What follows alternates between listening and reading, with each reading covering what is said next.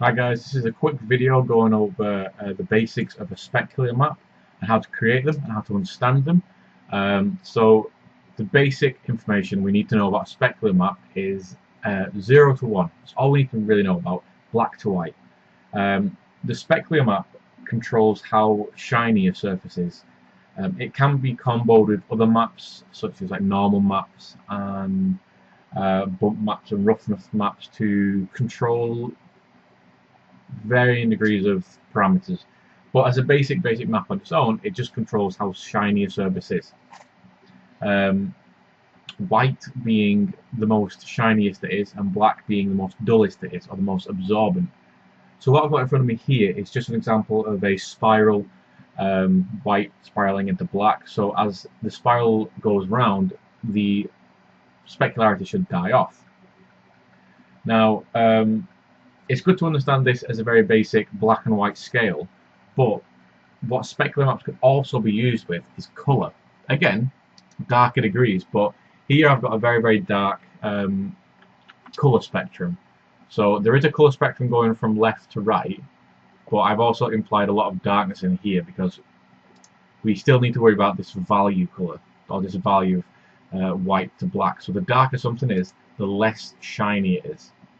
So we're going to get really popping colours reflecting through, and then we're going to have these intersections of darkness where the reflection or the shininess just isn't going to happen.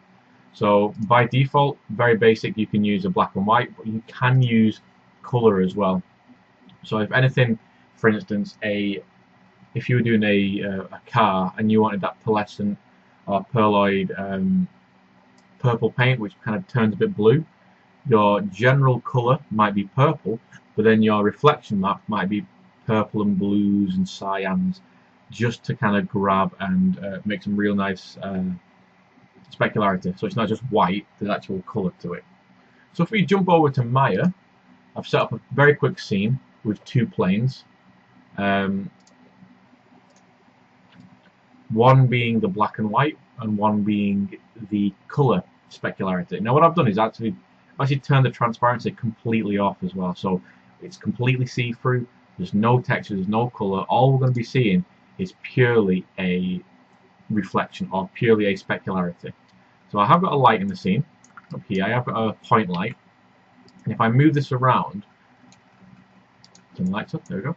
If I move this around, turn the textures on as well, we're going to see the specularity working. So you can see this is the black and white version, and you can see here as I move the light around, we're getting a hot reflection or hot specularity here, but then it dies off very quickly. This is because this is the black and white, the white up here blending round into the black like that, and you can kind of see this hot point here. If I just go to the black view there, you can see this hot point here is very intense, and as I move the camera around, it gets darker and darker and darker to the point where it is non-existent right there. Now this is really cool because it can help you achieve the impression of depth, the impression of more information, more surface detail, not just shininess. You can use this specularity to imply height, very subtle height. What I'm getting at here, if I just turn that, what I'm getting at here, or what I'm seeing, is I'm seeing almost like a light hitting a surface, and then a wall, which is then occluding the light, which is quite a nice little effect.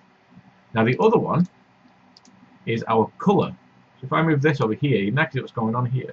So if I move the light away, we're not seeing the specularity because the light's too far away, but if I move the light towards it, it starts to hit, and you can then see the specularity gets picked up, but we have this colour map, or we have this colour value on top of it, which is giving us the extra value of all these really nice colours. So for instance, if you've got a scene set in a street and you have a puddle of oil, you wouldn't necessarily have a black and white specularity, you'd have a colour specularity. You'd have something that looks like oil, which kind of, you get the spectrum of colour across the surface. Or if you had, for instance, green slime or something, Your specularity might be either a yellow or a very bright lime green, or even kind of like almost a white but with a little bit of blue maybe in there. A great experiment to do is just getting a plane like I've done here, just getting planes and playing with different specularity types with a texture on. So maybe you want to actually add a texture. So if you want to have something which is, you want to have something, you're trying to achieve skin. Skin doesn't necessarily have a white specularity. It might have a specularity of a subsurface tone, so something that's a little bit more red or yellow or green, depending on your skin tone. So, you know, exploring and experimenting with these, because you might find that you can find a use for these that you just didn't think of before, or it helps you achieve a little bit more depth to a scene or a character or a prop. If I'm just coming back to this color version here, as I'm moving it around, it might not be visible on the actual recording, hopefully it is, but if I take a look at where these triangles are here, the edges, and I move that round, it does give the impression that light is then falling off into darkness, and it does give a little bit of almost like a normal map. It does look like there's actual physical geometry there, very subtle, but physical geometry. It's just the power of spec maps. They're very, very basic. They're very, very easy to control, but they are so powerful in what they can do. So that is a specular map. To actually apply a specular map, so let's apply a new material to these. So I'll choose this one. To apply a specular map, you need to, in Maya, apply a material which has a specular channel. Now, by default, if I add a lambda, which is the default material in Maya, it does not have a specular channel. It has a color. It has this up here, and it has other functions that you can delve into and mess around with. But generally, this is all we've got. It's a very, very basic material. You can change the actual color. We can change the transparency. We can change the ambient. We can give it a height map. We can choose to diffuse, translucency, all this sort of stuff. Now, what we want is a material which has a specular channel. So I'm going to highlight this piece. I'm going to hold right click so that I get our context menu up.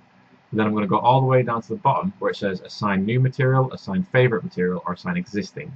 Now, just to be very basic here, I'm going to apply a favorite material, and I'm going to choose a Blinn. Now, the materials that are best used for specularity are Blinn, Fong, and Fongi. These are all different types of the way it handles specularity, but Blinn is a very basic material. It's very good for doing metal, like brush metal. So I'm just going to choose that. And if I turn my light on there and I move it across, you can see we're getting a nice subtle hot point there.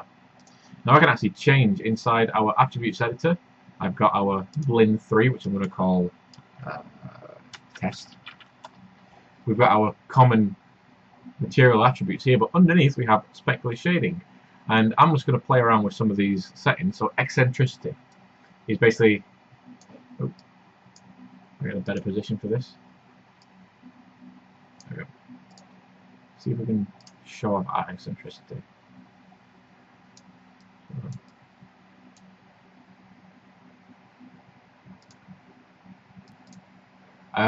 Bit of an issue there with Maya for some reason. So I've just had to apply a new Blinn for some reason. I'm not sure why.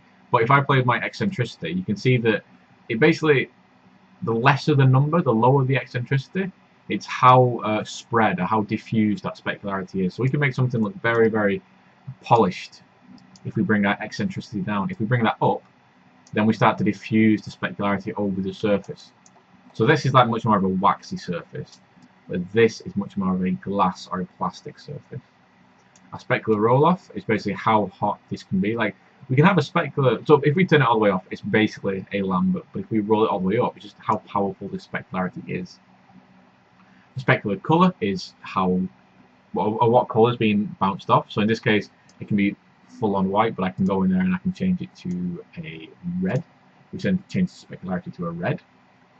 And I'm going to leave these two because that's more rendering, so I'm not really going to touch that.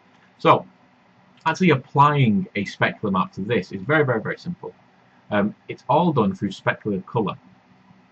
I'm going to go to specular color and then just hit this little checker ball. So this is the same way we apply diffuse maps or any sort of map in Maya. I'm going to find file because I have a pre-existing texture I want to apply. So I'm going to hit file, and then it takes me to this. My file 3 is telling me it's looking for a name, so I'm going to navigate to where I have my test image. I'm going to hit OK, and then there you can see that it's been applied. And that looks pretty good. It looks like this surface has got an oily quality to it. So I can even really diffuse it out, so it's basically, it's like the light is being scattered throughout this thin film of oil. Or I can have it really thin, where it'll only just kind of like pick out different areas. You can see this colour in the middle, this hot spot in the middle is just picking out certain colours. In fact, if I just make this transparent, there we go. You can see there that it's got a very cool effect. It's almost like a like light in a prism. Like I say, we can up that, and then it's much more like a oil on a surface, or maybe even the old foil play cards for like Magic the Gathering or Pokemon or something like that. Or we can bring the roll off down and we can make it very, very subtle. Like that. So that's the power of specular maps, and I'm a big fan of specular maps. I think they're very, very powerful, and they can be used for many, many different things. So please have an experiment, combo them with other maps that you're going to find out about soon, and I'll see you soon.